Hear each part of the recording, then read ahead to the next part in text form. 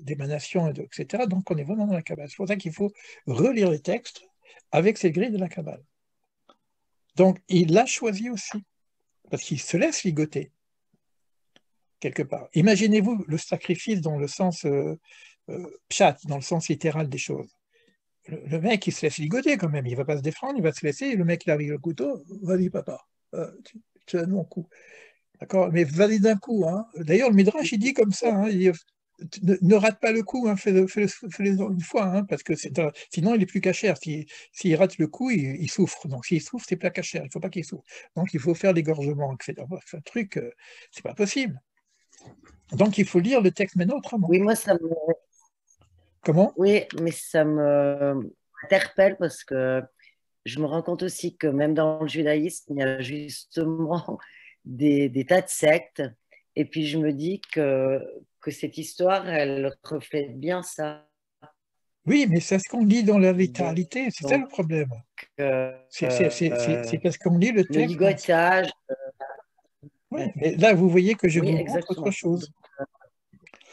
Si je Et regarde l'écorce du heureusement. texte, c'est terrible, c'est insupportable. Je ne sais pas comment on peut devenir Oui, religieux avec un livre comme ça.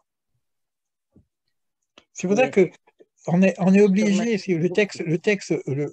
on nous dit, il n'y a pas de judaïsme sans la Torah orale. Parce que la Torah écrite, c'est une Torah symbolique, de principe, d'accord? Elle est totalement métaphysique. Mais si je n'ai pas la Torah orale, je ne comprends rien au texte. Mais même au niveau du comportement, même au niveau des mises hein, on ne sait pas qu'est-ce qu'il faut faire, il n'y a rien. S'il n'y a pas l'enseignement qu'il y a derrière, non seulement on n'y comprend rien au niveau de l'histoire, mais on n'y comprend rien au niveau de ce qu'il y a à faire. Si vous connaissez un peu, pour les gens Mais il y a des... qui connaissent un peu la Torah, les mitzvot, 613 mitzvot, ben, prenez n'importe quelle mitzvah, il n'y a rien de marqué. Par exemple, les téphilines, c'est d'une complexité, c'est des boîtes qu'on met ici, il y a 4 compartiments, il y a des parchemins très particuliers, c'est noir, il faut des lacets, etc. Il n'y a rien, vous les mettrez en signe de votre tête. Quoi? Comment ils ont arrivé de cette phrase-là à créer cette complexité qui est téphilines? Prenez Shabbat, il n'y a rien. Vous ne ferez pas du feu devant votre maison. Regardez tout le principe de Shabbat, comment c'est complexe. Donc ça veut dire qu'on ne peut pas étudier la Torah uniquement par l'écrit. Là je ne suis pas dans le Talmud, c'est le Talmud qui avait expliqué l'organisation du monde, etc. Mais là, on est dans la Kabbale, on est dans la partie métaphysique des choses. Et c'est pour ça que c'est une lecture totalement différente. C'est essentiel. Je reprends Merci un autre beaucoup. texte. Là, on a parlé un petit peu du pi, de la droite et le cercle. Et il dit, mais non, ça c'est tellement compliqué qu'on revoit ça après. D'accord? Il faut comprendre hein, qu'on est dans un monde totalement métaphysique. On n'est plus dans l'histoire classique. Hein. Le Zohar a dit, Dieu nous préserve de penser que la Torah, c'est un livre d'histoire. Comme tu viens de le dire, Béatrice, parce que c'est pas une très très belle histoire, quoi. Hein. Donc, l'histoire des meurtres, des machins, etc. Et il dit, les hommes sont capables de faire des histoires beaucoup plus belles. Donc, l'histoire, c'est qu'un vêtement.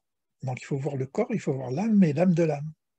Et là, on n'est pas loin de l'âme de l'âme. On est dans la partie la plus ésotérique, quoi, un petit peu. Alors, je reprends un autre texte. Euh, et le souffle de Dieu planait sur la surface des eaux, l'obscurité et la face de l'abîme. Merachafet al-Peneamaim. Donc, ça, c'est le pshat de la Torah. Ça, c'est le littéral. Et juste après, il dit il y a un cri.